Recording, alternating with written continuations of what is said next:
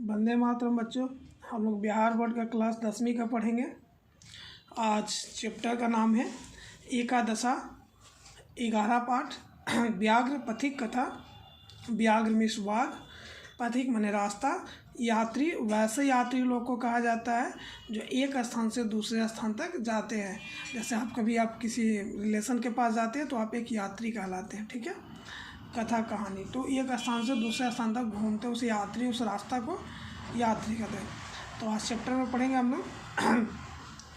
अयम पाठ नारायण पंडित क्षेत्र से हितोपदेश नामक से नीति कथा ग्रंथ से मित्राल नामक कंधार संकलित है। मतलब अयम मने यह पाठ नारायण पंडित जी का हितोपदेश नामक से लिया गया, जो एक नीति ग्रंथ है जो मित्राल नामक खंडर से संकलित है।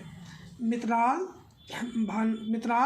नामक, तो मित्राल लाभ नामक उस चैप्टर क्या नाम है, तो नामक माने नाम, ये है मित्र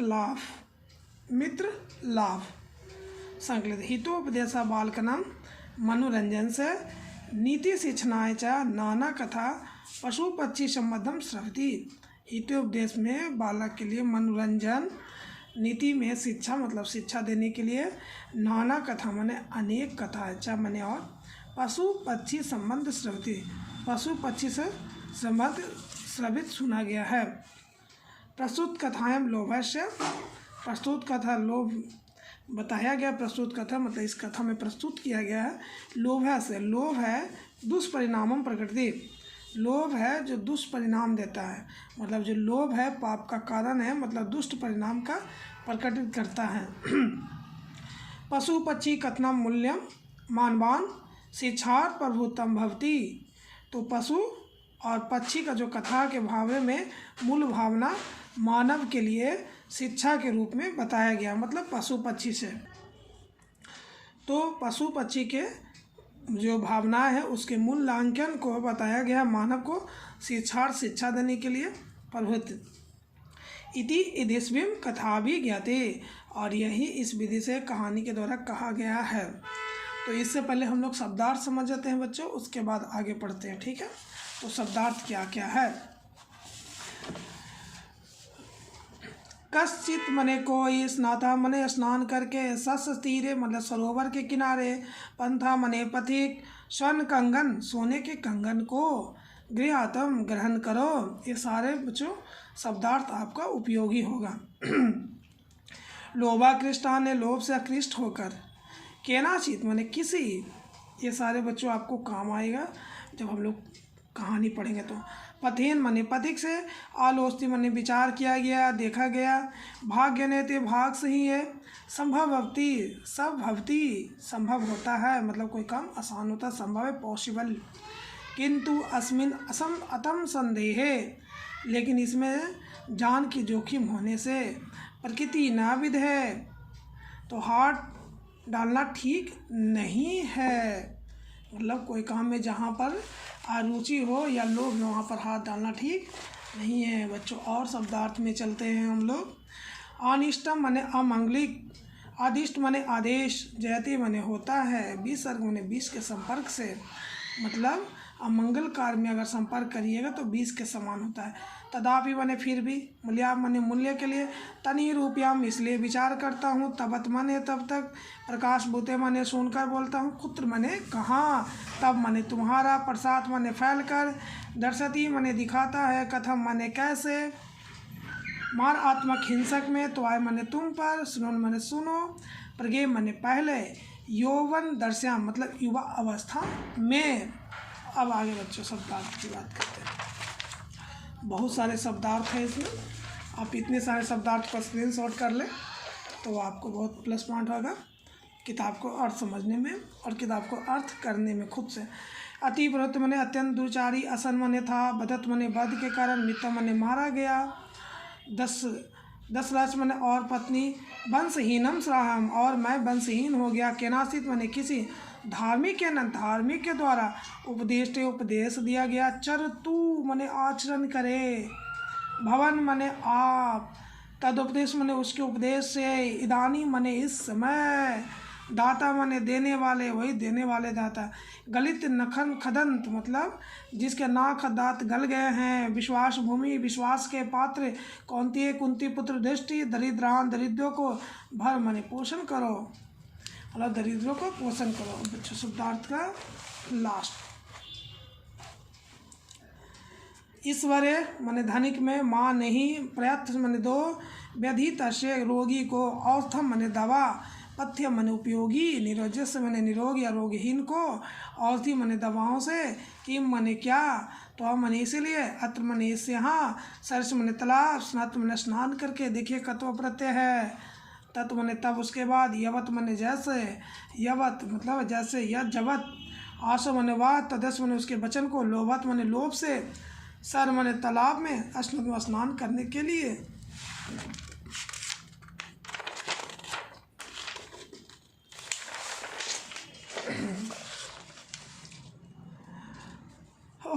ठीक है बच्चों, आगे। प्रविष्टि माने प्रवेश करता है, तवत माने वैसे ही, महापाक माने गहरे कीचड़ में, निमग्न माने डूब गया, पलित माने भागने के लिए, अच्छा माने असमर्थ हो गया। आगे कहानी स्टोरी पढ़ेंगे, उसमें इसका उपयोग होगा। पतिताम माने गिरे हुए, दृष्टाम माने देख कर, देखिए कृतवा प्रत्यय, दृष्ट जोड़ कतवा, दृष्टवा देख कर, पढ़ जोड़ पठितवा, पठितवा माने पढ़कर, अबदत माने बोला है, आह माने ओह, प्रति ओड़स मैंने गिर गया, तो हम मैंने तुम्हें, उत्पया मैंने उठता हूँ, उक्तवा मैंने कहकर, स्नेह ने मैंने धीरे धीरे, उपज्ञा मैंने निकट जाकर, तेन उससे, व्याघ्र मैंने बाघ से, घिरता मैंने पकड़ा गया। अचिंतन सोचने लगा। व्यक्ति सोचते हैं या वो कौन, यात्रीगण, जब बाघ है जो उनको पकड़ लेते हैं, तो कहा जाता है अवेश इंद्रियम चितनाम, जिसकी इंद्रिया और मन अपने बस में ना हो, क्रियाकार कार्य, हस्ती नहीं तो हाथी के स्नान के समान। जैसे हाथी कैसे स्नान करता है, कुछ शरीर में पानी रहता है। दुर्भाग्य मतलब पराया, जिस स्त्री के पति ने त्याग दिया, उसका आभूषण या बांध या स्त्री के पालन पोषण के समान है। जिसका पति किसी स्त्री को त्याग दिया है, वो उसी के समान होती है। भार बोझ, लोभन मैंने लोभ से, मगर मैंने फंस गया, पर के मैंने कीचड़ में, समाप्त मैंने पकड़ा गया, सूत्र मैंने गहरे। तो बच्चों इस तरह से शब्दार्थ समाप्त हुआ। अब कहानी शुरुआत करते हैं। तो कहानी का प्रथम श्लोक है जो कह रहा है,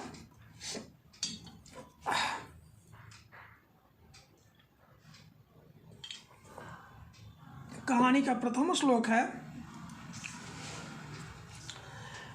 अनिष्टे दिष्ट लाभे पैना करती गर्जते शुभा, यात्रे स्वयं विसर्गे अमृतम तदापि मृतभम।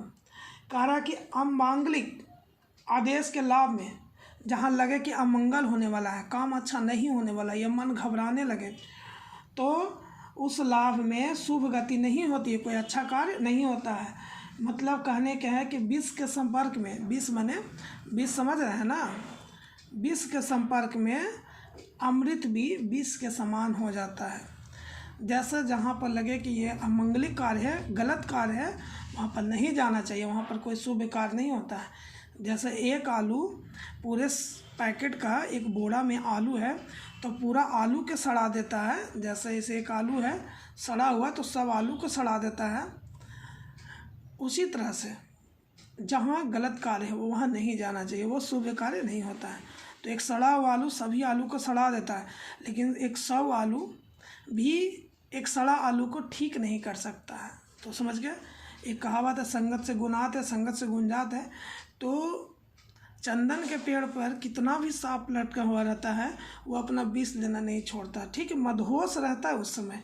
इसलिए कहा जाता है कि गलत के साथ रहने वाले, अच्छे लोग गलत हो सकते हैं, लेकिन शायद अच्छे के साथ रहने पर गलत ठीक हो जाए। ठीक है, यह श्लोक अर्थ समझ गए कि अमंगलिक कार्य हो वहाँ शुभ कार्य नहीं होता, इसलिए वहाँ जाना नहीं चाहिए। आगे शब्दार्थ, आगे कहानी क्या कहती है वो सुनते हैं। किंतु सर्वत्र जन्य प्रवृत्ति संदेह है, एवं किंतु सभी जगह एक संदेह है। तनि रूपम तावत प्रकाश बोते, जो वही पढ़े, तनि रूपम सर्वत प्रकाश बोते, कुत्र तब कंगनम, तो तब कंगन कहाँ गया। व्यग्र हस्ते में प्रार्थ से, तो व्यग्र अपने हाथ को दिखाता है। पंथ भवत, जो जा रहा था वो बोला, कथम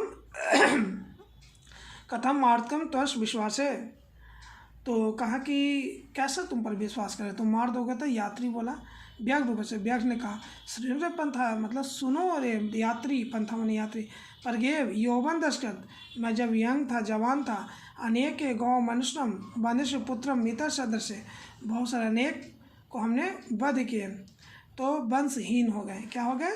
वंशहीन हो गए। केदार सदमार्कन हिमेस्तम, तो धन धार्मिक, तो कहा गया कि दान धर्म करो। तदु उपदेशम निहम स्नानशीलम दत्ता वृद्धो, तो बोले कि जो इसमें स्नान करता है दत्त वृद्ध, मेरा तो बाघ बोला कि मेरा तो नाखून भी गल गया है, अब तो कुछ है नहीं, तो हम कैसे तुम्हें मारेंगे। तो बच्चों सॉरी थोड़ा सा ये छूट गया था, यह मेन लाइन, इस मेन लाइन को याद करते हैं। कश्चित वेद व्याघ्र स्नतम कुशासन सरस्वती रे बोलते हैं, मतलब एक जो वृद्ध व्यक्ति बाघ है, तो जहाँ स्नान घर है उसके किनारे बैठा हुआ है, भो भो वो बोल रहा है यात्रीगण यात्री कृपया ध्यान देने, मतलब सुनिए कि आइए हमारे पास, यदम सुन कंगन, हम कंगन लिए हुए हैं सोने का, तत् लोभ के स्टन, कोई लोभ से वहाँ आए, तो भाग्य दशम, भाग्य से, कितम सुनदेहम प्रवृतम विधेय, तो वो बोलते हैं। ठीक है, तो यहाँ तक हो गया आपको, मतलब इस कहानी का स्टोर है कि एक शेर है, एक बाघ है जो नदी किनारे है, बूढ़ा बाघ है, उसका नाखून उखून गल चुका है, वो एक सोने का कंगन ढेर सारा लिए हुए और लोगों को बुला रहा है कि कोई सुन के आ जाए।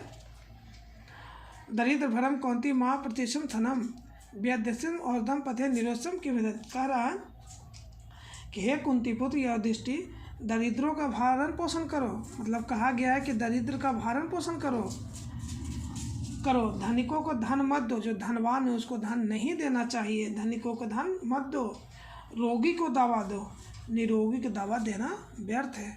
कह रहा है कि दरिद्र को धन दीजिए, धनवान को धन नहीं दीजिए, तो जो दरिद्र है वो धन आके ले जाए, और रोगी उसको दवा दीजिए, निरोगी उसको दवा विष के समान होगा। तो बोलता है दत्त व्याप्तम या दानम दित अनूप करने देश काले च पत्रे च तदानम सात्विक बिंदु, तो दान देना चाहिए, दान उसे देना चाहिए जिससे उस दान के बदले उपकार करना नहीं हो, मतलब दान के बदले कोई उपकार करना ना हो, अच्छे समय और योग्य व्यक्ति को ही दिया हुआ दान सात्विक होता है।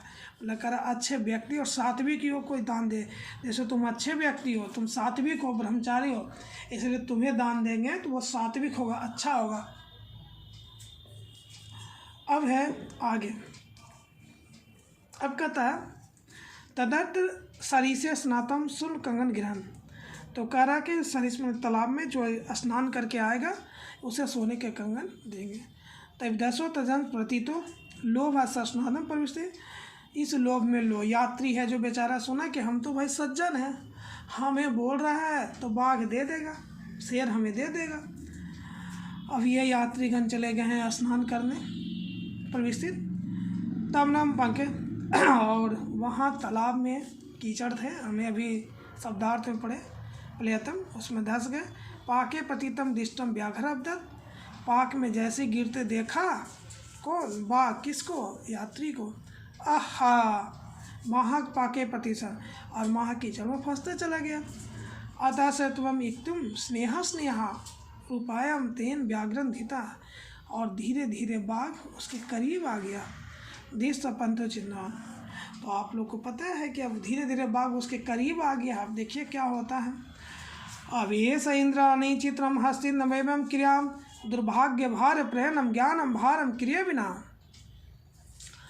तो इस शब्दार्थ का अर्थ है, कह रहा है आवेश इंद्राणी, जिसको आवेश जिस व्यक्ति को इंद्रिया माने हाथ पर जो सब समझते हैं, और मन बस में नहीं होता है, जिस व्यक्ति की इंद्रियां और मन बस में नहीं होती है उसकी सारी क्रियाएं हाथी का स्नान के बराबर होता है।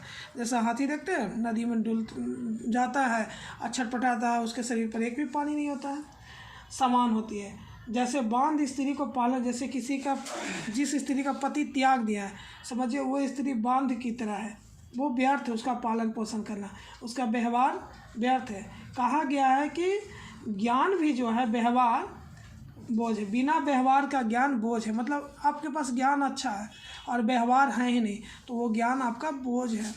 मतलब व्यवहार के साथ ज्ञान ही उपसदी उपयोगी होता है। तो इस शब्दार्थ का अर्थ कह रहा है कि आप कैसे लिखेंगे बच्चों, कि जिनका अपने जो व्यक्ति का ज्ञानेंद्रिया मन अपने बस में नहीं होता है, उसकी सारी क्रियाएं हाथी के स्नान के जैसा होता है। वह वैसे होते हैं जैसे किसी के पति ने पत्नी को छोड़ दिया हो और कोई कार्य नहीं, और व्यवहार बिना ज्ञान बेकार है। मतलब जिनके पास ज्ञान होता है उनका व्यवहार खुद ब खुद अच्छा होता है। ठीक है। यति चिंतावासी व्याघ्रन व्यापदित खदिश्य अति उच्चयात। बच्चों वीडियो पूरा देखें। तो अब बाघ उनके पास तो धीरे धीरे आ ही गया था, खदिश सारा, और उस यात्री को खा गया, उसीलिए तो बुला रहा था। इसलिए कहा जाता है लोभ पाप का कारण है। यहाँ कह सकते हैं लोभ जान का कारण है, मतलब जान चला जाता है। अति उचित कहा गया है। कंगन से तु लोभेन मंगन पंके सदुष्टा और विद्धि व्याघ्रन संपर्ते पथिक मृत्यु यथा यथा मन जैसे। जिस प्रकार कंगन के लोभ में कौन यात्री पथिक गहरे पाक में फंस गया। पथिक माने यात्री, पथिक गहरे पाक में फंस गया मतलब कीचड़ में जाकर फंस गया तालाब में। बूढ़े बाघ द्वारा पकड़कर उसे मार दिया गया और खा गया गया। तो बच्चों बीच में छूट गया था यूट्यूब थोड़ा सा वीडियो बनाने के लिए। तो अगर इस वीडियो को पूरा सेटिस्फेक्शन ना हो तो नेक्स्ट वीडियो में हम अच्छा और अगली कहानी के साथ आएंगे, 10वां पार्ट को। वीडियो को देखने के लिए धन्यवाद, और लाइक शेयर सब्सक्राइब ज़रूर करें और इससे वीडियो हम आगे की ओर बढ़ाएं। इसे आप ज़रूर प्यार दें और आगे की ओर बढ़ाएं। इस वीडियो से हम और आने वाले वीडियो में और बेहतर करके करेंगे, मेहनत करेंगे। ठीक है। वंदे मातरम, जय भारत।